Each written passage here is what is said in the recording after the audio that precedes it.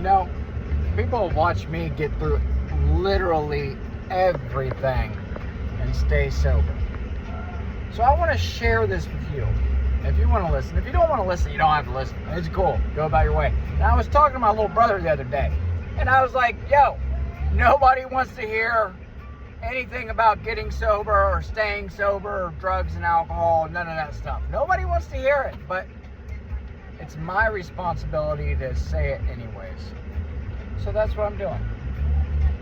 Let's talk about death.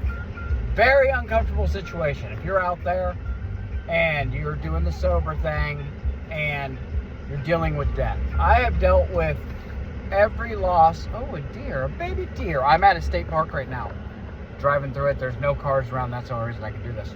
But let's talk about death. I have lost people. I have lost friends. I have lost family. Last year I lost my dad. And let me tell you, when I lost my dad in sobriety, it was one of the hardest moments that I've had. And I still struggle with it. I'm healed from it as much as you can heal from death. I am healed from that now. But death is a part of life. Three things guaranteed, right? Taxes. You gotta eat food and drink water, and death. Those are the three things that are gonna happen. Outside of that, anything else is possible. So, anyways, when my dad died, I held it in. I didn't let anyone see me cry. For the first time in my entire life, I was the strong one, I feel like. And I had to keep moving. I had to keep doing what I was doing. But acceptance plays a big part in dealing with death and sobriety. I had to accept the fact that that was part of life, is death. It's the worst part of life, or maybe it's the best for some people. You know, he was struggling health-wise, mental health-wise, and it was better to see him go before he got really bad. Although I miss my dad, greatest man in the world, I love him so much, and I might tear up talking about him because, like I said, I'm 90% healed. Oh, good Lord, I love that man.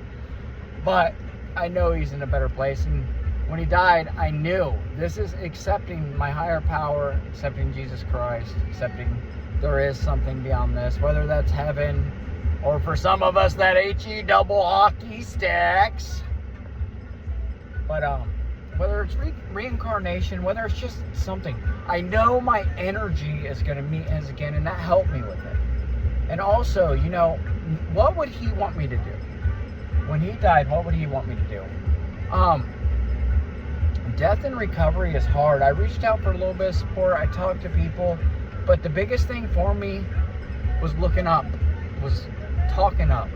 A lot of prayer, a lot of speaking, knowing he's listening, knowing that, you know, my higher power is listening, the universe is listening, whatever you want to call it, inner self, or whatever you want to call it.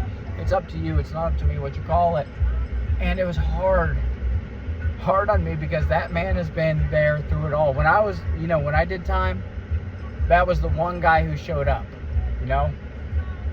No one else was there. Damn! Sorry, I'm still a human being. But, you know, I lost a part of me. But the last thing I could do is go back to what brought me to a point in my life where I wasn't good.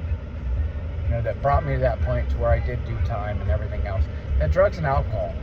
I couldn't mask those feelings. I had to sit with it. I had to cry. You know, you don't have to cry in public, but you have to cry. You have to get it out. Allow yourself to feel those feelings. I was mad. I was sad. I was resentful. Everything that I had ever done wrong to my dad in my life, I went through all that. And then, you know, just like me though, we're just human beings. We allow things we shouldn't allow. We do things we shouldn't do. It's all part of this human experience. And community, going out and doing things, keeping my mind occupied, all of these things help dealing with death and recovery. You're not guaranteed to stay sober always, but you have a pretty good damn chance if you're working a program. Thank God I was working a program when this happened. I knew what to do. I had the tools. I didn't sit in my room and isolate and end up going back to the bars or the dope boy or none of that stuff. I love my dad. I put him on a pedestal, which is bad. You shouldn't put anybody on a pedestal. I was always put my dad there. He was a great man.